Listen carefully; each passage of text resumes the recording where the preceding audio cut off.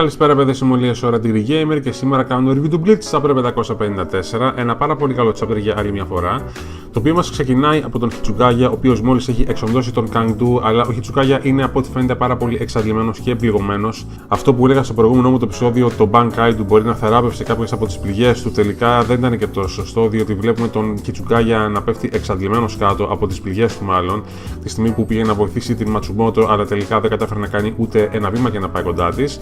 Οπότε ο Hitsugaya είναι πεσμένος στο έδαφος και ανέστος από ό,τι φαίνεται. Ο δε Zuha ενημερώνεται ότι δύο από τους Stern Ritter του έχουν πλέον πέσει, αλλά λέει ότι ήταν αυτό μέσα στα σχέδιά του και ότι το περίμενε τέλος πάντων. Αλλά όχι μόνο αυτό, αλλά αφήνει επίσης να εννοηθεί ότι οι Stern Ritter ότι έχουν να δώσουν και παραπάνω στη μάχη εκτός από αυτό. Και αυτό κατά τη δικιά μου την άποψη το βλέπουμε από την Bambietta, η οποία ψάχνει να βρει τον δικό της Captain, του οποίου είχε κλέψει τον Bankai, ο οποίος αυτός ο Captain είναι ο Komamura τέλος πάντων, αλλά δεν το βρίσκει πουθενά. Η οποία Bambietta το ένιωσε ότι το Bankai της πλέον έχει φύγει και ότι έχει πάει κάπου αλλού, προφανώς πίσω στον Komamura, και κάνει μια πάρα πολύ παιδιάστικη σκηνή, να το πω έτσι, αλλά δείχνει επίσης και τη δύναμή της, επειδή ξέρετε, φωνάζει τις υποτακτικές της, αλλά αυτές δεν φαίνονται πουθενά τέλος πάντων.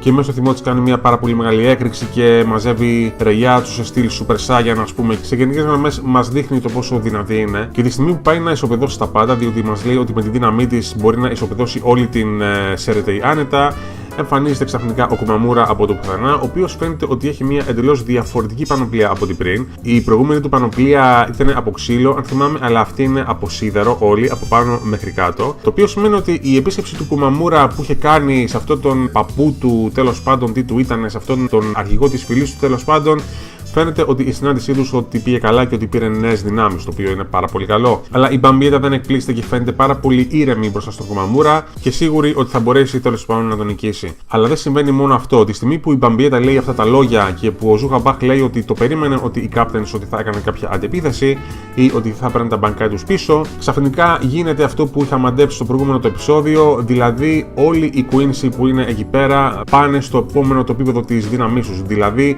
είναι κάτι σαν το αντίστοιχο Bankai των Captains, δηλαδή μιλάμε για το Voltstanding. Και παρόλο που ο Komamura δεν είναι μόνος του και το βοηθάει και ο Hirako επίσης, ο οποίος κάνει μια επίδειξη της δύναμής του με το Zanpakuto του οποίου η δύναμη, αν θυμάστε, είναι αντιστρέφει όλες τις κατευθύνσεις, αλλά όχι μόνο αυτό, αντιστρέφει επίσης και τα όσα βλέπει και ακούει ο άλλος. Οπότε η δύναμη του έχει ανέβει ένα επίπεδο παραπάνω από ό,τι με τη μάχη του με τον Aizen. Παρόλα αυτά όμως η Bambietta είναι πάρα πολύ ήρεμη, διότι παρόλο που είναι μπροστά σε δύο αντιπάλους, ελευθερώνει το Voltstanding της, ή δεν είμαι σίγουρος αν ο Zuha τους επέτρεψε να το ελευθερώσουν, δεν είμαι σίγουρος 100%. Και το άλλο το οποίο που λέει η Bambietta είναι ότι τα Bankai που είχαν κλέψει ότι τους εμπόδιζαν από το να χρησιμοποιήσουν τα Voltstanding και ότι οι δυνάμεις των Shinigami ότι έπαιρναν στη μέση. Οπότε, ναι, πλέον όλοι οι Quincy που είναι στο πεδίο της μάχης, δηλαδή όλοι οι Stern Ritter, αποκαλύπτουν πλέον τις αληθινές τους δυνάμεις. Οπότε θα δούμε τρομερές μάχες στη συνέχεια. Υπόψη, όταν λέω για όλους τους Stern Ritter, εννοώ και τον Kangdu, ο οποίος φαίνεται να έχει ανακτήσει λίγο τις αισθήσεις του μέσα στον πάγο που τον έχει κλείσει ο Hitsugaya, και τον BG9, δηλαδή τον Stern Ritter που είχε αντιμετωπίσει η Soifon. Οπότε και εκείνοι από ό,τι φαίνεται ξυπνάνε κατά μία έννοια πάλι και μπαίνουν και αυτοί στο πεδίο της μάχης. Πάντως, αν θυμάμαι καλά σχετικά με την ιδιότητα αυτήν, από τότε που ο Ichigo είχε αντιμετωπίσει αυτόν τον Quincy στο Huecomundo, τέλος πάντων, αν θυμάμαι καλά, είχε και κάποιο αρνητικό σημείο, αλλά δεν θυμάμαι καλά ποιο είναι αυτό. Το δε σίγουρο είναι ότι αλλάζει τη μορφή τους ριζικά. Απλώς είναι το ότι, αν θυμάμαι καλά, αυτή η δύναμη έχει και κάποιο μειονέκτημα. Απλά τώρα δεν θυμάμαι και ποιο ακριβώς είναι αυτό. Μπορεί να κάνω και λάθος. Αλλά όταν ο Ichigo είχε αντιμετωπίσει τον δικό του τον Stern Ritter πίσω στο Huecomundo, ο Stern Ritter αυτός, ακόμα και με τη δύναμή του που είχε αποκτήσει από το Voltstanding, και πάλι δεν μπόρεσε να κάνει στον Ichigo απολύτως τίποτα σχεδόν. Μπορεί επειδή ο Ichigo ήταν και είναι πολύ δυνατός, ή μπορεί να ήταν κάτι άλλο, αλλά θα δούμε πώς θα πάει στο επόμενο chapter. Ήταν ένα πάρα πολύ καλό chapter σε γενικές γραμμές, θα πρέπει να πω. Οι Stern Ritter συνεχίζουν και εντυπωσιάζουν με τη δύναμή τους. Η δε Bambietta, αν και φαίνεται να έχει ένα ψηλό χαζοχαρούμενο look, ψηλό χαριτωμένο επίσης, που μου άρεσε, θα πρέπει να σας πω.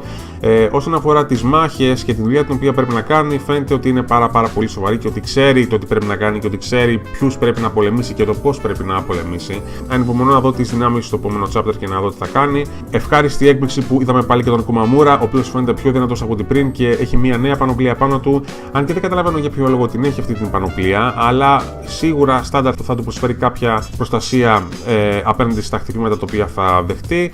Και ο Χιράκο, τον οποίο χάρηκα πολύ που τον είδα πάλι, δεν ξέρω, είναι ένας από τους χαρακτήρες που συμπαθώ πάρα πολύ στο Bleach και βλέποντας τον και πάλι στο πεδίο της μάχης, χαίρομαι πάρα πολύ και ελπίζω να δείξει και τον Μανκάι του και να δείξει και αυτός παραπάνω δυνάμεις από αυτές τις οποίες μας είχε δείξει στη μάχη του με τον Aizen. Τέλος πάντων, όπως και να έχει, το Bleach προσφέρει μπόλικο θέαμα και σε κάνει να αναμένεις με αγωνία το επόμενο chapter, οπότε ειλικρινά δεν βλέπω την ώρα. Πάρα πολύ καλό chapter, μου άρεσαν πολύ αυτές οι αποκαλύψεις.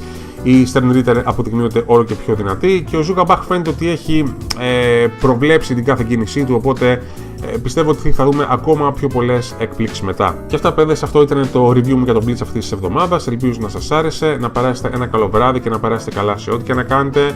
Το Σαββατοκύριακο είναι κοντά, οπότε υπομονή και θα τα πούμε σύντομα. Να είστε πάντα καλά. Γεια σας.